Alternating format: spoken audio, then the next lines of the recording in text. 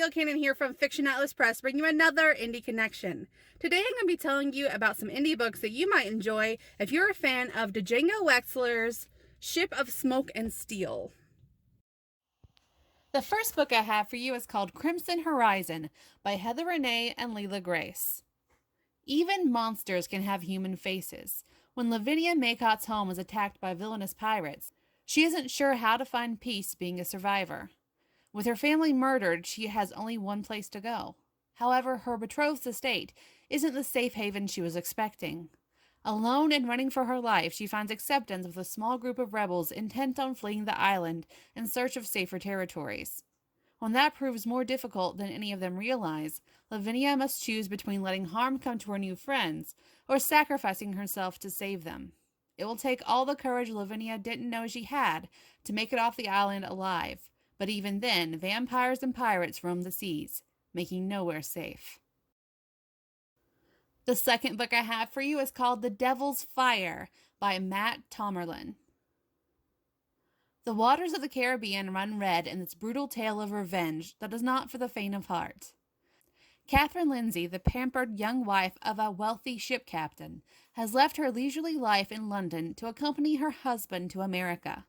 So far, their journey has been uneventful, even boring. But when ruthless pirates suddenly storm the ship to plunder her husband's riches, Catherine is one of the treasures they steal, sparking a bloody chain of events that will alter the course of piracy in the Caribbean forever. Whisked aboard a fearsome brigantine named Harbinger, Catherine must contend with an ambitious pirate captain who wants her for his own, a sadistic quartermaster who firmly believes that women bring bad luck upon a ship, and a crew full of lustful miscreants. With no means of escaping on the horizon, she quickly befriends a dashing young deckhand and a cowardly surgeon. As Catherine grows accustomed to life among pirates, she finds it increasingly difficult to resist her attraction to their wayward lifestyle and the thrill of high seas adventure. But the memory of her dead husband weighs heavily on her conscience, and her rising guilt may prove to be the ultimate undoing of her kidnappers. The third book I have for you is called Over Raging Tides by Jennifer Ellison. A mythical map, a pirate's quest for revenge. The pirate crew of Lady Luck lives by many rules, but chief among them is this: they do not allow men on board. That's rule that First Mate and Quartermaster Grace Porter is willing to break when a shipwrecked young nobleman offers her information of an omniscient treasure map stolen from his warship by an enemy vessel. Until now, the map was only the stuff of legend, but with its help, Grace may finally be able to hunt down the Mordgress, the sea monsters who stole her mother away from her. Unfortunately, some members of her crew have other plans. To find the magic map and face the Mordgress, Grace will have to confront her past, put the luck between warring nations, and uncover treachery aboard the ship. And ultimately, her revenge and the destruction of the Mordgress will come at a hefty price: the betrayal of her crew. Grace promised them they wouldn't regret this. She just isn't sure that she won't.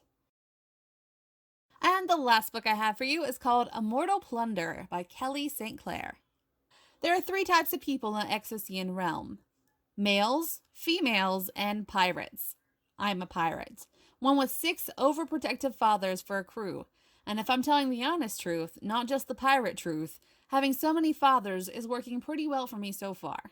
When I'm caught eavesdropping on the pirates of Malice, they retaliate with violence, and my fathers become set on revenge. But simple payback cascades into shattering misfortune. Unexplainable magic happenings and impossible creatures propel me toward a fate much darker than stealing plunder. A terrible beast drags forth horrible truths of my father's past, which call my entire life into question. Now my sheltered upbringing is swelling into a furious storm that I must, for the first time in 17 years, navigate without my crew. An intense, russet-haired landlubber seeks to help me. A savvy, silver-eyed Malice pirate strives to hinder me. But the further I drift, the more I wonder. Am I helping or hindering myself? Can I stand on my own 2 feet to claim victory? And if so, what will that victory cost?